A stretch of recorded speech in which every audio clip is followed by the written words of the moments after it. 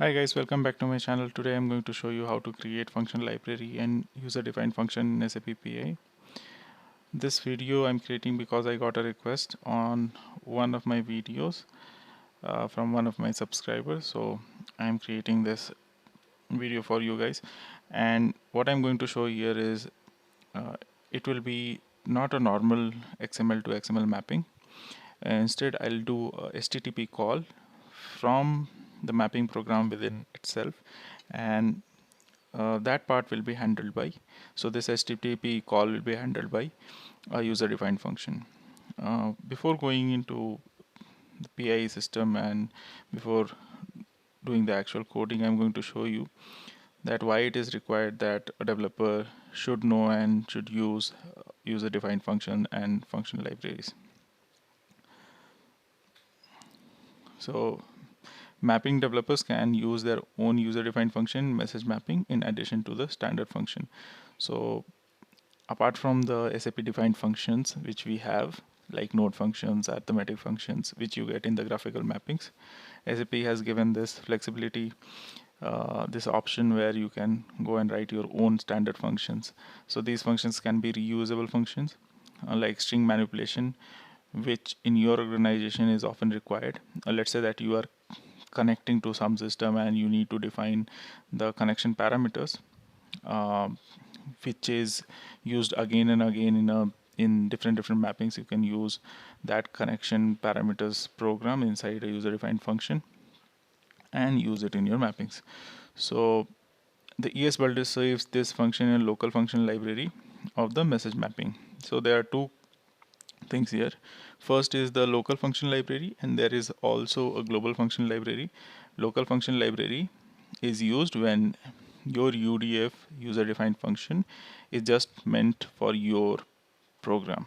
So if there is a, let's say there is a scenario where you are extracting a flat file, converting into XML, and it's a bank file. In those cases, since this will not be used, this kind of transformation will not be used by any of your uh, code developers or people who are working on your team. You will build a local function library and put all these transformation inside this local function library. So you'll write UDFs required for your particular program, particular mapping, and put it inside a functional library. On contrary, if you have something like string manipulation or dynamic parameters, where you are reading dynamic parameters uh, of a message, these functions are usually required by each and every developer who works on PI. So these functions are found in the global function libraries. So you'll create a get dynamic parameter, set dynamic parameter UDF, and put it inside a global function library. Okay. So for local function library, these are only visible in the message mapping in data flow editor for defining the target field mapping. You generally use user defined function to add own simple or complex Java function, a function of the message mapping. Okay, a function library is separate object type in ES repository, which I'm going to show you, and enables mapping developers to use user defined function across the mappings. You can use user defined function from a function library in message mapping and in the mapping templates. So this part is more practical. This will be clear when I'll create a function library and I'll write a UDF. So why do we really need UDF? So there are three things. First, which I explained, that there is no function provided by SAP for your particular use case. In that case, you are going to use a function library or UDF inside the function library. And also in case of graphical mapping, where the complexity is so high that it is beneficial that you use one user defined function or a group of user defined function to reduce the complexity. As you can see on the screen, this graphical mapping is way more complex than what graphical mapping usually, in different landscape you get graphical mapping which are not that complex, and that is why we use them. But here, as you can see, that it is so complex, and the person who is going to maintain this code he will have very hard time.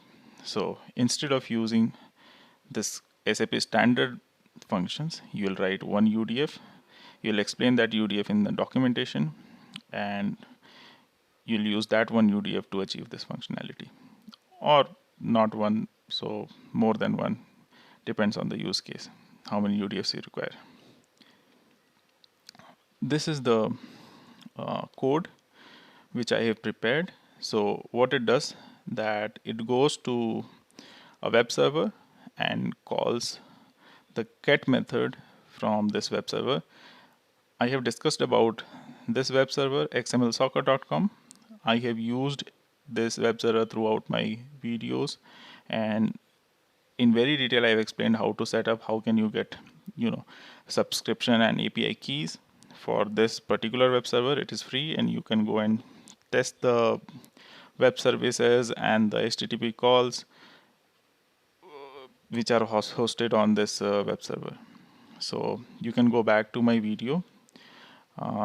There is a REST to REST scenario where I have used this there is a SOAP scenario where I've used this XML Soccer web server. So you can go to that video and check how to set up this particular account and get the API keys.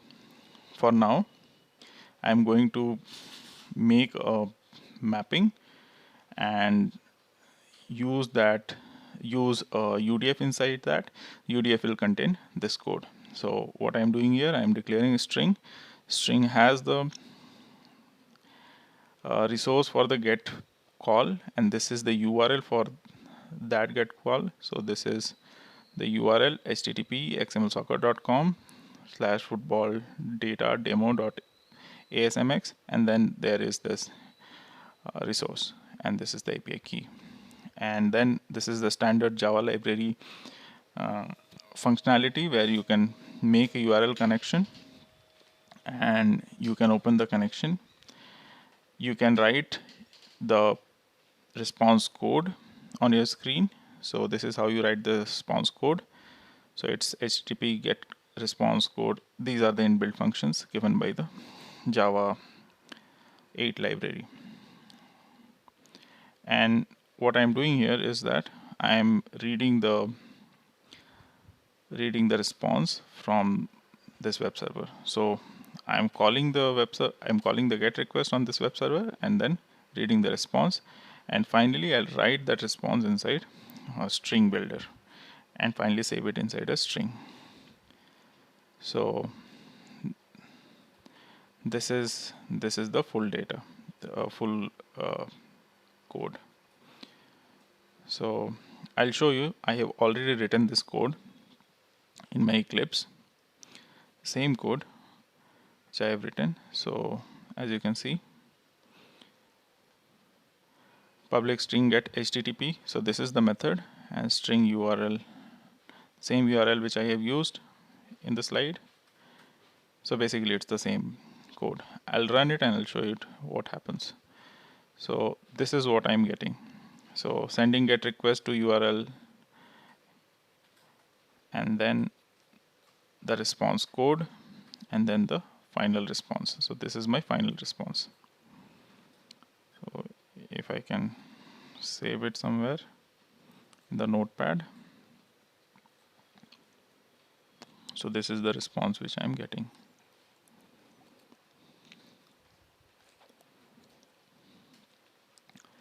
Now once I have this Java code, so and I have tested it inside my Eclipse editor, so I'll copy paste it and I'll use it inside my function library. So what I'm going to do, that I'm going to create the object now. Okay, so I have created UDF folder here, and I've created a message mapping and two message types and two data types. So this is the target side. Target side has nothing but only one string which will have my response. So this is the response which will be populated in the target side. Okay, in the source side Also, I have nothing but only one field which has name field 1, and it is also a string type. Okay. Also, I can keep it constant, I can use or not use, depends. And this is the mapping. So let's do the mapping.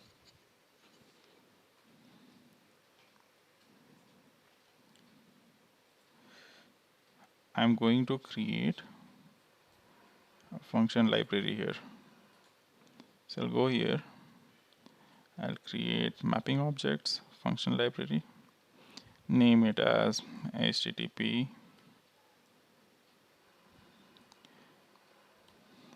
function FL HTTP get call, and create. Not going to give any description. I'm going to add a method here. So this is the title,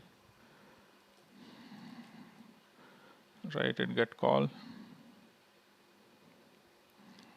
and category is this, value single.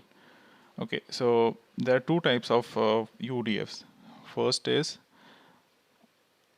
a simple type of UDF, second is a complex type of UDF.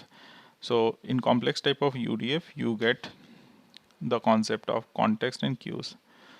Context and queues are two concepts in SAP PI. Very important concept, basic but important, which I'll discuss in some other lecture, or you can go on the SAP help document and check it out. I'm not touching it in this video. These concepts I'll leave it up to you that you go and check. So this is the argument and parameter. So basically I'm not using any argument and parameter here. So this function will not have any argument.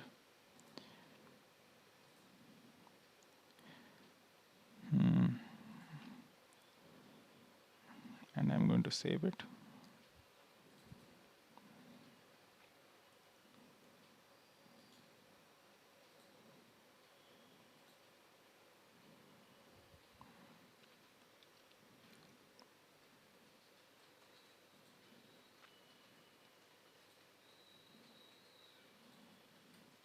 I'm going to change the name.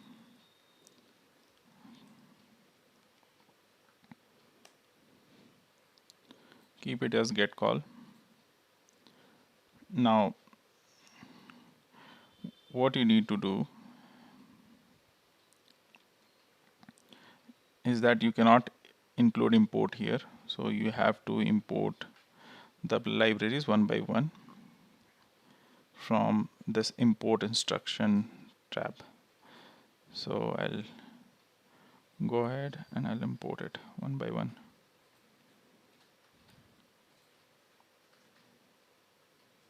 Okay, so it threw an error because the semicolon, this will be added in the program, and import, this keyword will be added in the final mapping program. By default it is going to be under the hood. SAP PI is going to take care of all these keywords and the semicolon. So I just have to write the name of library here. So these 4 libraries which are imported here in my program, I'm going to use them.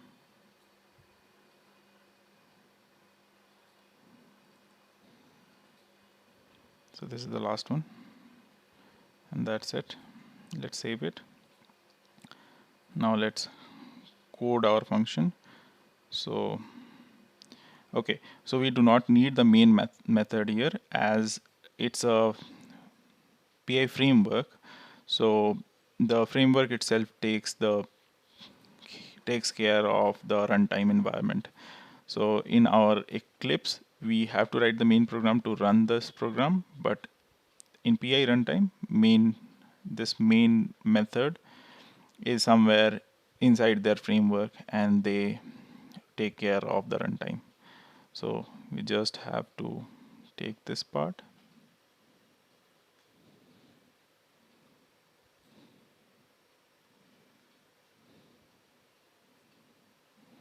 and put it here. If you can see, I have used empty add info.e. So I'll remove the comment out symbol from here, and I'll add comment to system.out.print, because system.out.println is for your standalone programs which you run in Eclipse. And for printing the trace, you use empty dot add info. So basically this is the mapping trace which you add inside your mapping programs and UDFs. So I think that is it.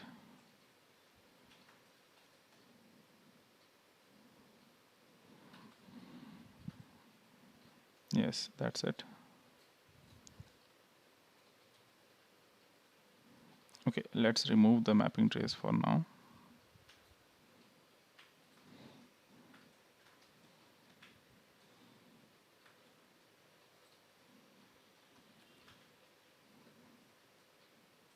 As well as the system.out.println, because I have not created the mapping trace object. Now let's save it.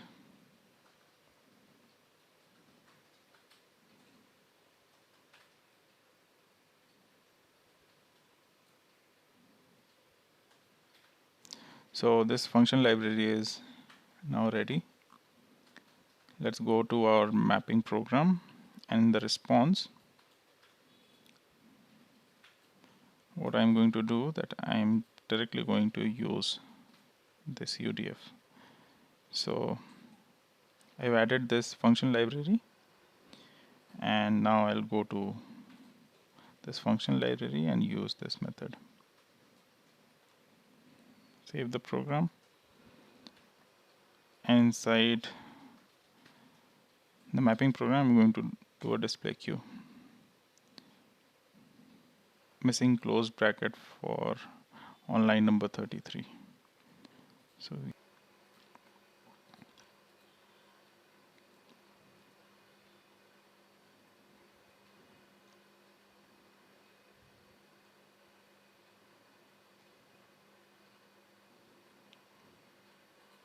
okay, I'll remove this and try to save it again and run my program.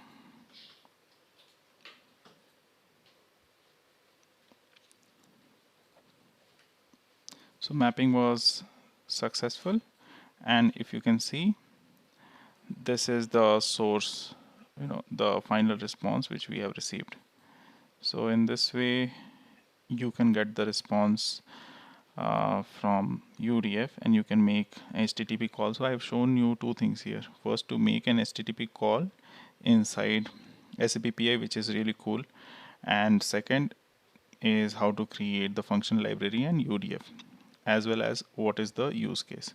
So if I can go here and show you, if I can test this, then I'll be able to show you. So on the source side, if you can see, this is the XML which we are receiving. So this is the XML which we are receiving right now. So basically this is how you call a get function from SAP PI. And you can give me your email address in the comment section of this video. I can send you the source code as well as this Word file, PPT if you want to. And this PPT and the source material, I can mail it to you in your inbox. Also, if you like me to make a video on some other feature of SAP PI, then you can definitely suggest me in the comment section. Also, if you like my video, do give it a thumbs up and subscribe to my channel.